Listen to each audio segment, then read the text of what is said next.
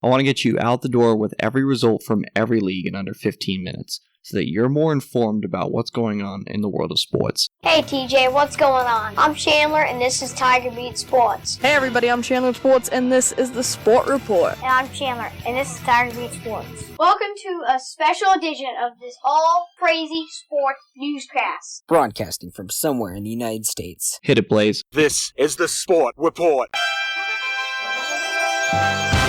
Thursday, May 16th, 2019. Hey everybody, I'm Chandler with Sports, and this is the Sport Report. It's time to get you caught up on what's happening in the world of sports. This is Top of the Order. In a year that has been so improbable, the impossible has happened. This is Top of the Order. Our top story comes from St. Louis, and not for the best of reasons. The San Jose Sharks defeated the St. Louis Blues 5-4 last night in overtime. And if you've been following us through the entirety of this Stanley Cup playoffs, you will know that San Jose has won some controversial games. Well, throw this one into that bin, because they won on a hand pass that then led to a goal directly after the pass. In your life, have you seen anything like that? Why, yes, Uncle Vern. Yes, we have. We've seen hand passes lead to goals, but those hand passes that lead to goals are then overturned. This one wasn't. And yes, it's the third time this postseason that San Jose has won a playoff game in controversial circumstances. They won Game 7 against the Vegas Golden Knights on a 5-minute major penalty that should never have been called. It should have been a 2-minute minor. They scored 4 goals in that 5-minute major, 1 in overtime. Then you fast forward to Game 7 against the Colorado Avalanche. Well, an offsides call? What are you talking about? That's not an offsides call. Go back and look at the replay. There is no clear... You know what? I'm getting ahead of myself. The fact of the matter is that San Jose has won more than a few games this postseason with, well, controversial circumstances. This is included. They now lead the series 2-1 over the now angry St. Louis Blues. Game 4 is tomorrow night, Friday, May 17th at 8 p.m. Eastern. For those of you who have comments based on the Blues and Sharks series or just the Sharks winning controversial games in general, feel free to hit us up on Twitter at SportReportCWS. And yes, the T's are there. We throw in a little bit of a Boston accent for a little bit of the character. If we do respond, we will have to be neutral, considering we are built on a neutral viewpoint. But we'd still like to hear all of your thoughts. Tonight's NHL games include, well, there's one. The Boston Bruins are at the Carolina Hurricanes in Raleigh, North Carolina for Game 4 of their series. Boston leads 3-0. They will play at 8 p.m. Eastern on NBCSN. Like we said last night, our format has changed just a little. Top of the Order will traditionally be an NHL or NBA playoff game, considering there will be one of those each on a given night through the end of their championship series. Tonight, we follow that format. In the NBA, the Toronto Raptors led by as many as 13 versus the number 1 seeded Milwaukee Bucks. But it was Milwaukee who comes out on top in Milwaukee, 108-100. Kawhi Leonard had 31 points and 9 rebounds, and Kyle Lowry had 30 points and 8 rebounds for Toronto. But it was Giannis Antetokounmpo, Brook Lopez, and Chris Middleton, each of them having a triple-double that pushed the Bucks to victory. Giannis Antetokounmpo, the Greek Freak, 24 points, 14 rebounds, and 6 assists. Brook Lopez, 29 points and 11 rebounds. And Chris Middleton, the double 11 points, 11 rebounds. Milwaukee leads the series 1-0. In Game 2 of the Portland Trailblazers at Golden State Warriors, well, that's tonight, 9 p.m. Eastern on ESPN. Golden State leads that series 1-0. 2 nights ago, the NBA Draft Lottery was in Chicago. Why did we wait 2 nights for this? Well, we wanted to see how things would, develop over the next couple of days. Well, they developed quite nicely.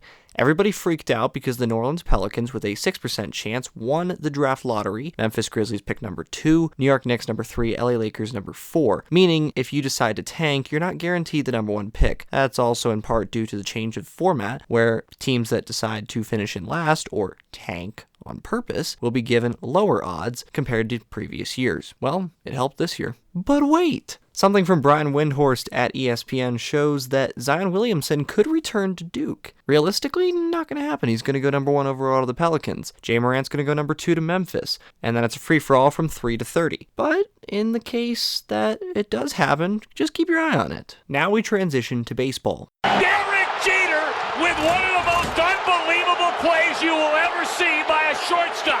Ortiz into deep right field.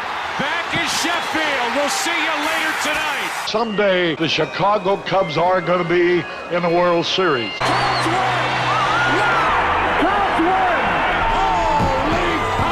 Now from Major League Baseball. On a night where 10 of the 14 home teams won in Major League Baseball, there were some close games. We'll start with a doubleheader in New York. At Yankee Stadium, the New York Yankees defeated the Baltimore Orioles 5-3 in Game 1 and 3-1 in Game 2. Aroldis Chapman got the save in both games, his 10th and 11th saves of the season. The Minnesota Twins 8, LA Angels 7. The Angels scored 3 in the top half of the 9th, but it wasn't enough. Twins win. Arizona Diamondbacks 11, Pittsburgh Pirates 1. San Francisco Giants 4, Toronto Blue Jays 3. Washington Nationals 5, New York Mets 1. Milwaukee Brewers 5, Philadelphia Phillies 2. Gio Gonzalez is 2-0 on the season for the Brewers. Arrieta falls to 4-4 for the Phillies. Houston Astros 5, Detroit Tigers 1 in the Justin Verlander Bowl. Verlander defeated his old team, the Tigers. He improves to 7-1 on the season with a 2.38 ERA. Cincinnati Reds 6, Chicago Cubs 5 in 10 innings.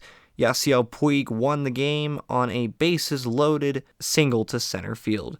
He scored Michael Lorenzen, and the Reds win. Boston Red Sox 6, Colorado Rockies 5. The Red Sox yet again blew another 3-run lead in a ball game against the Colorado Rockies, but this time they pulled it out. Michael Chavis man-hit a ball over the left field green monster 2 nights ago. Well, he delivers the game-winning RBI last night. First walk-off hit from Michael Chavis of his MLB career. As the legendary Jared Carrabis says, the Ice Horse. Well, the Ice Horse delivered in fine fashion. In a battle of Florida, Tampa Bay Rays 1, Miami Marlins 0. Atlanta Braves 4, St. Louis Cardinals 0. Texas Rangers 6, Kansas City Royals 1. In the final game of the night, the LA Dodgers 2, San Diego Padres 0. Kenta Maeda struck out 12 batters for the Dodgers, and he singled in the only 2 runs of the game in the second inning. Kenley Jansen has his 14th save of the season, and the Dodgers continue to lead the NL West. They are 13 games over 500. Just some other housekeeping notes and news from other sports. Derby County defeated Leeds United 4-3 on aggregate. They won 4-2 in yesterday's second leg in the playoff. They will play Aston Villa in the final at Wembley on May 27th. The winner will go to the English Premier League, the top division in England, to play with the big boys next season. Former Chelsea player Frank Lampard has done a great job managing the Rams, Derby County. He'll go up against 2 former Chelsea players in Ashley Cole and John Terry for Aston Villa. That'll be a fun match. Lastly, we heard from Sport Report NHL correspondent Jack Esper, though he wouldn't tell us where he was. We sent him to Winnipeg, if you remember, and we never heard back from him. We got a phone call yesterday, and we finally heard from him. We're so thrilled, but we don't know where he is, A, or B, we don't know when he's coming back on. We hope to get him back for the Stanley Cup playoffs. The fact of the matter is, he called us about golf. We may have to upgrade him to an all-sports correspondent. Regardless, he wanted to make mention that Tiger Woods is playing in the PGA Championship that has been moved from August to May now. It'll be played at Bethpage Black in New York. It's one of the hardest courses in the world, usually reserved for the U.S. Open. He'll go off at 8:24 a.m. Eastern this morning, 5:24 a.m. Pacific. If you're not up for getting up that early, tune in to, well, Tiger Tracker. There's an actual Twitter account called Tiger Tracker. If you are up this early, well, for the PGA Championship, it's not on TV until 1 p.m. Eastern when it'll be on TNT. The same goes for tomorrow's second round as well. That's the Sport Report for Thursday, May 16th, 2019. For now,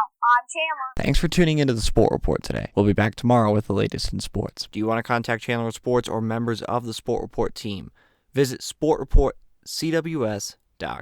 This podcast is copyrighted by the Sport Report for viewers to understand sports from a news reporting basis. Any other use of this podcast, Sport Report logos, or anything associated with this podcast without the express written consent of Channel Sports is strictly prohibited.